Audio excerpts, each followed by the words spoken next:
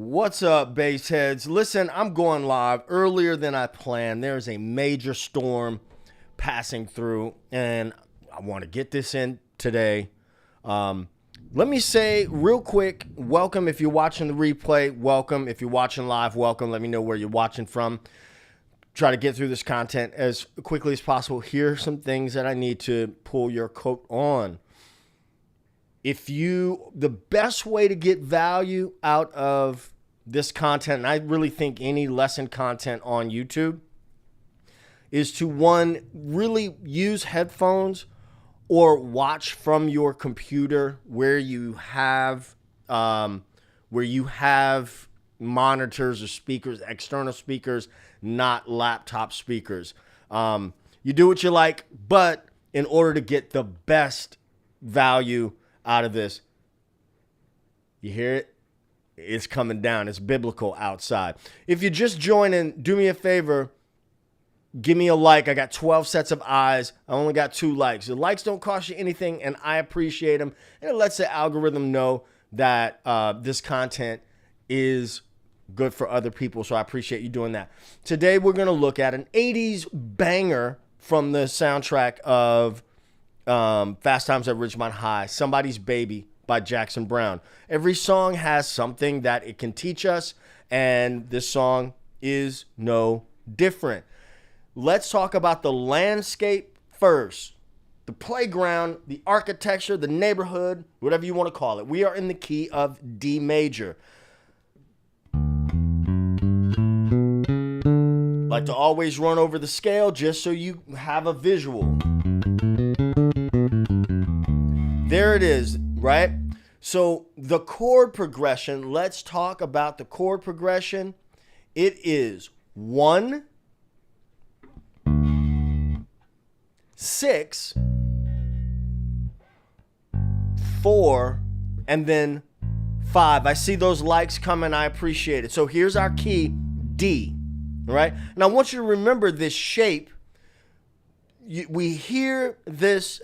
I hear a lot of people,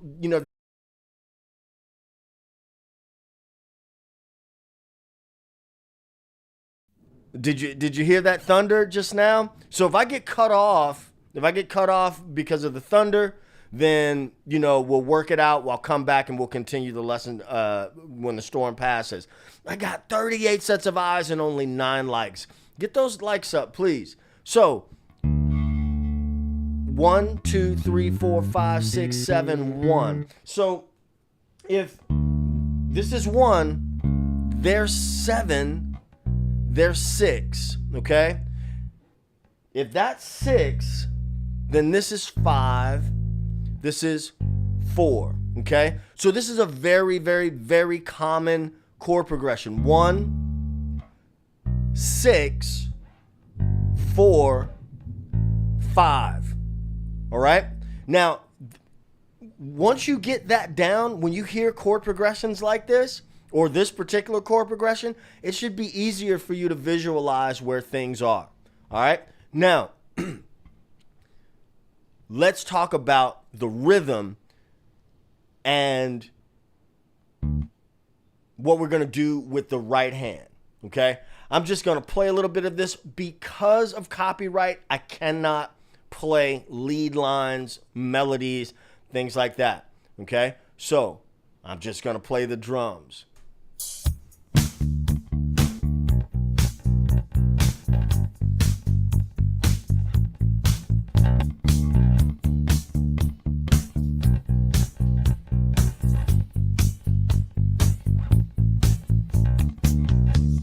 Okay?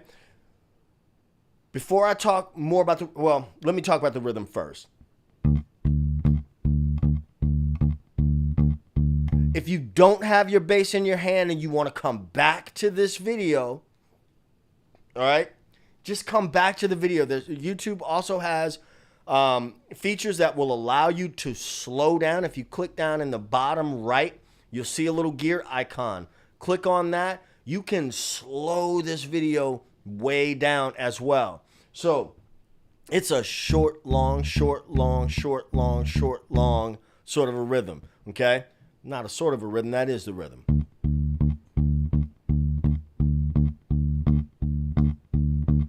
if you have your bass with you, what I want you to do is I'm going to count us off, and I want you to try to play this rhythm with me. 54 sets of eyes, only 15 likes. Come on, y'all. Let's get those likes up. All right, here we go. 1, 2. Listen to that rain. 1, 2, 3, and just on the D. 3, 4. I'm counting measures. How am I getting that sound? Okay, Lori's in BR. Yeah, man, this rain, these storms down here have been pretty brutal. So short staccato. I have to lift off pressure on that finger there. Oh man, it is, wow. Shaking the house. 1 and 2 and 3 and 4 and. Okay, we gotta pause real quick. I just need to. I apologize, but I need to check my spot here real quick.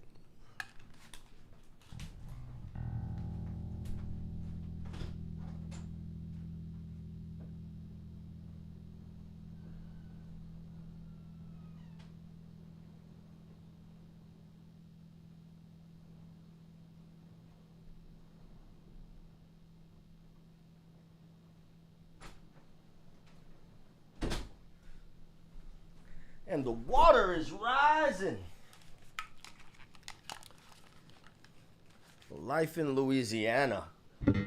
All right. And we're back. So, 1, 2, 3, 4. 1, 2, 3, 4. Lifting off pressure on that finger, okay? It's something that you have to practice. Now, let's move to 6. When I'm playing this, I'm going to be very deliberate and play 6 with my pinky finger, and I'm going to show you that. I'm going to show you the reason why in just a second. So 1, 2, 3, 4, 6. Now with my first finger, go to 5, and then shift up to, I'm sorry, that's 4 to 5. Now I'm purposely going to 5 with my first finger because here's a very, very common move in a lot of bass lines. So that's 5, 6, 1, 6, 1. Let me do that again. 5, 6, 1, 6, 1. Okay? If you have your bass in your hand and you want to play along with me, you can do that. Not going to put on a drum track. I'm just going to play through the changes. 1, 2, 1, 2, ready, and to 6, 4, 5, 1, 6, 4, 5. Play the lick. 1, 6, 4 to 5. Let's do it one more time. 1, 6, 4, 5, lick. Okay? Now, knowing that pattern, if you start with the root or the parent key on the A string, and you play that geometric pattern, that's going to be 1, 6, 4, 5, no matter what key you're in. For instance, let's say I move that same thing to C. Somebody says, hey, man, we're going to play Somebody's Baby, or we're going to play, well, what's Somebody's Baby? I don't know that song. It's a 1, 6, 4, 5 chord progression we're going to play it in the key of C. Don't worry about it. You'll hear it. That is a conversation. That's something that comes up quite a bit when you're playing with other people, especially if you play with people who are a little bit more experienced or maybe just know the song, any particular songs a little bit more than you do. They'll say, oh, you'll hear it. And you will. So let's say I move that to C. 1, 6, 4, 5. Bob Sarcasms. This is Somebody's Baby by Jackson Browne. Somebody's Baby by Jackson Browne.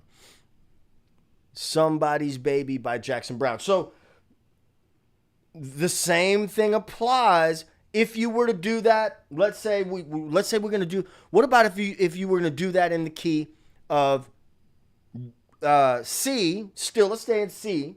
So here's 1, here's 6, there's 4, and then there's 5. But what about if you wanted to add more variety to that? Here's 1, where is 6?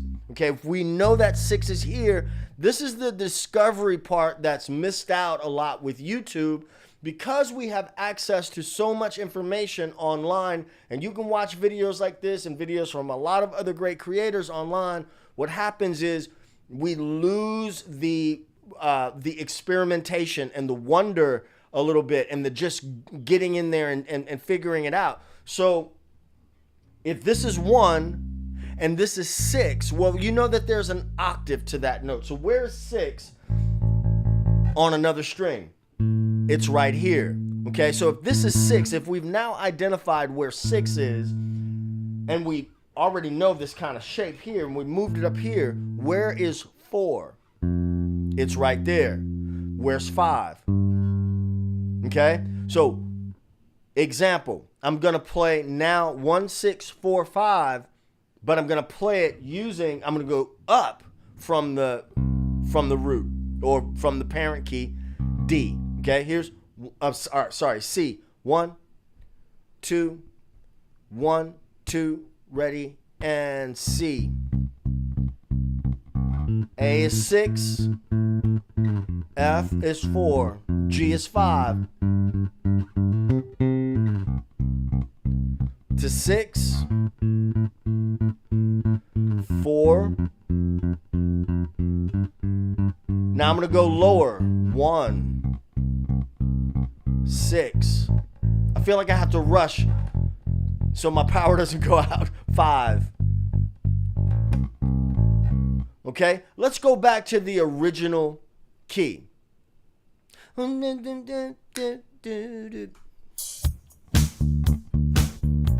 Here's 6, 4, 5, 1. A higher 6, 4, 5.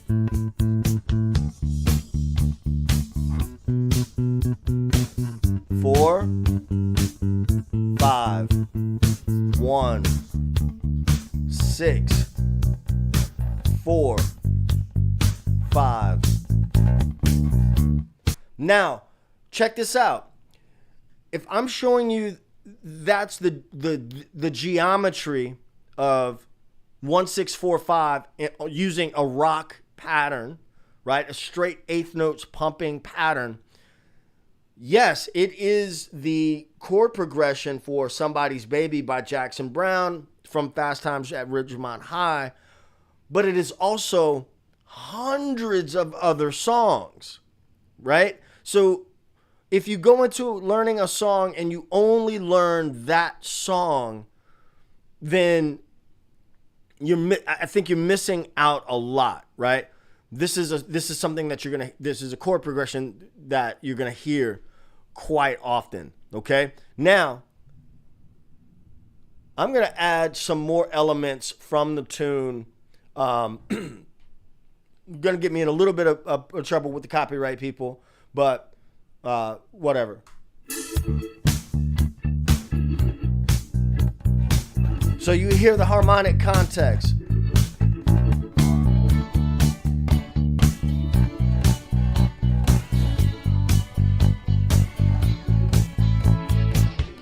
Now let's go into the verse section. If you have any questions, go on and stop me. That's cool. And we can talk about it. Okay? We're going to listen. We're going to use Songmaster Pro. And just so you know, Songmaster Pro is the tool that I use all the time to learn tracks, to separate tracks from their, separate stems and whatnot. You can grab a copy of that by clicking the link in the description of this video. Super, super helpful piece of software. Doesn't cost you anything extra. It is an affiliate link for me, though. All right. This is just the end of the section that I'm struggling with.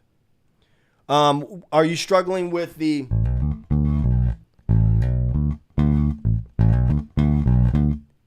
Take your time with it. Slow it down. All right. And I know that's, it's kind of hard to direct that on a live stream, but just isolate if that is in fact what you're talking about. Okay, now let's look at the verse section. Yep, that part. Okay, I got you. Just isolate it. Slow it down.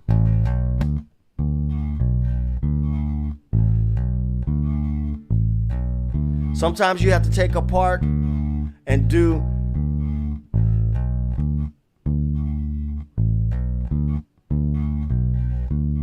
You know what I mean?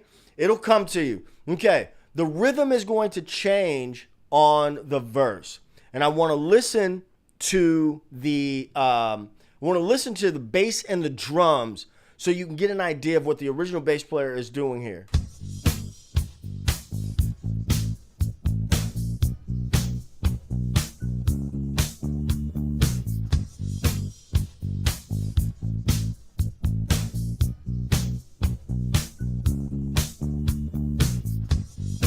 All right, let's talk about this.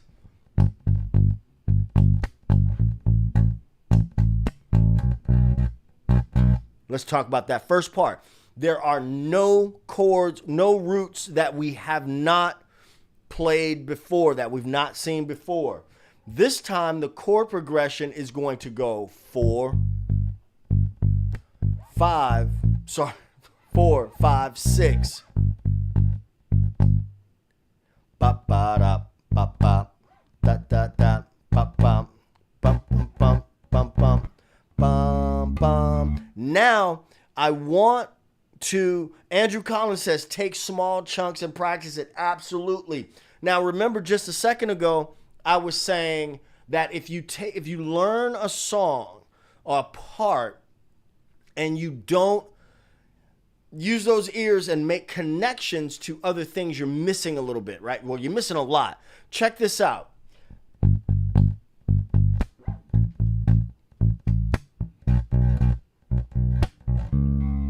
Now, let's just take those first 3 chords. You know what I hear?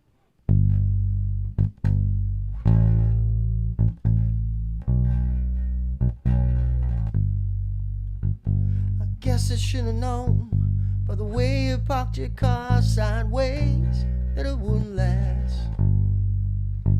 Little Red Corvette. So now you know, if you were listening to Little Red Corvette,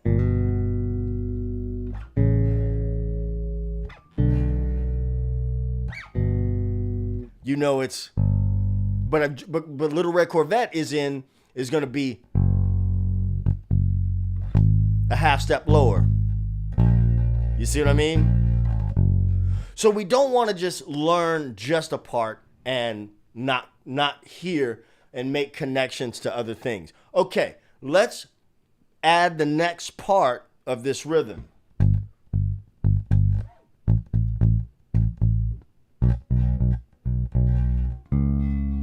Now, I know you hear my strings rattling. I keep my strings fairly close to the fretboard, and I'm plucking pretty hard.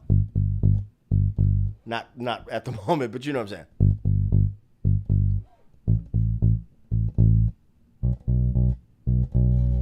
There's B. Now we're going to play the 7 to 1. We're playing the root. I'm sorry, we're playing 7, 1, but this is actually going to be an A chord, at A over C sharp. What do I mean by that? I want to say this as succinctly as possible. The chord, when we go to da da, we're not, even though we're playing what is the 7 of the scale, it is functioning not as the root of C sharp Locrian. It is functioning as the major third of A major. Okay? So the chords are G, A, B, and then here's where I'm gonna get exposed with my chord voicing knowledge. But instead of having A over C sharp, instead of having a regular A triad, it's going to be C sharp over A. I'm sorry, it's going to be A over C sharp. I don't be playing a whole lot of chords on bass, so that's the first way I think about doing that.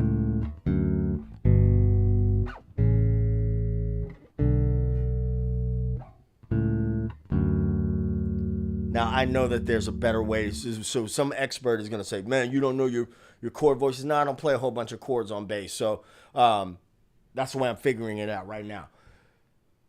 I digress. G sharp. I'm sorry, G. A. B. C sharp. D. Play with me. I'm going to count it in. And I just want you to play with me. If you can, play with me. 1, 2, 1, 2, 3, and.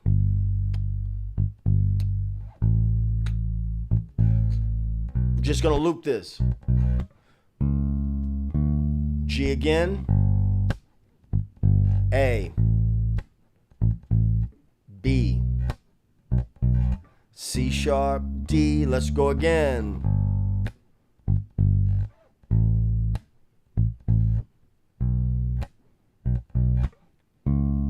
One more time.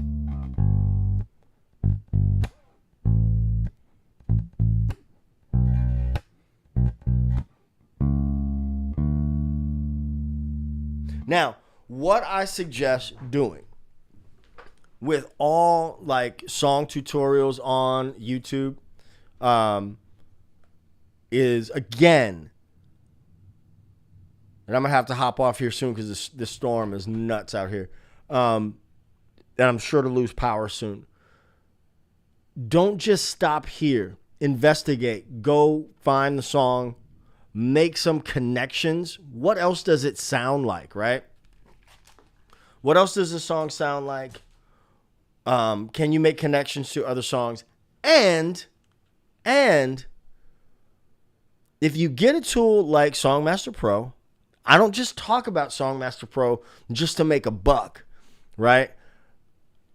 It is the best thing on the market there's no other tool like it that will allow you to learn songs.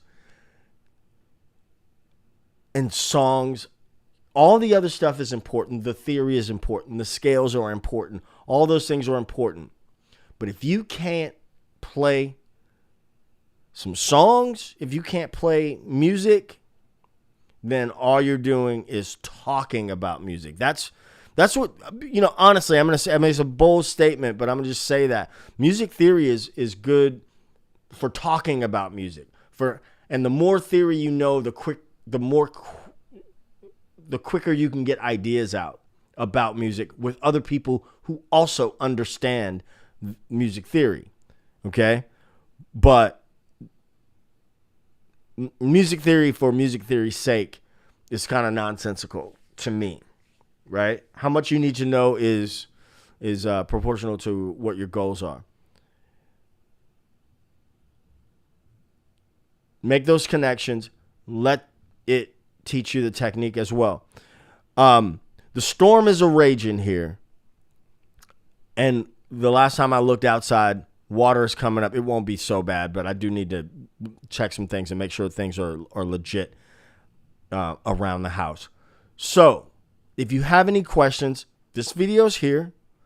I'm easy to find. You can leave comments. If you have questions, if, you know, my regulars baseline project, Andrew Collins, if you guys see folks in the comments, you guys have great ideas and insights and things like that. So dialogue away, ask me questions. I'm happy to answer them, and I get to things pretty quickly.